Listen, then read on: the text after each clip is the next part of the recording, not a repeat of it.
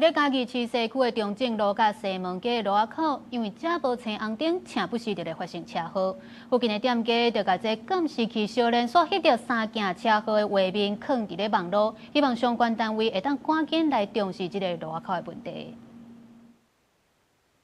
民众的监视器翕到嘉义市这个路口机车甲汽车相撞的车祸，想袂到时间过4天，同一个路口阁发生2台机车相撞的代志。附近的店家甲路口相煞车祸的画面放伫网络讲，旧年才有10多件车祸，即马阁开始休寒，车甲人会阁较侪，希望相关单位重视。有时候都骑很快啊，到十字路口都没有停。不行，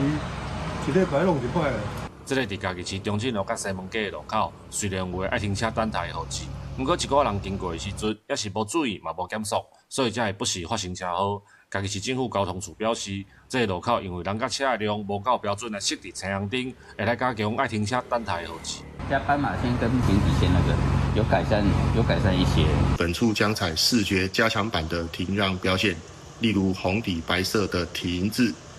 来增强知道用路人通过路口时应停车再开的交通规则。警方调查，这个路口的车祸，拢是因为骑车驶车的人无遵守停让的标志，而且经过路口的速度拢伤紧，才会来发生意外。呼吁民众伫无青红灯的路口爱先停车才阁驶，才袂违反交通条例，减少事故的发生。记者林慧婷，嘉义报道。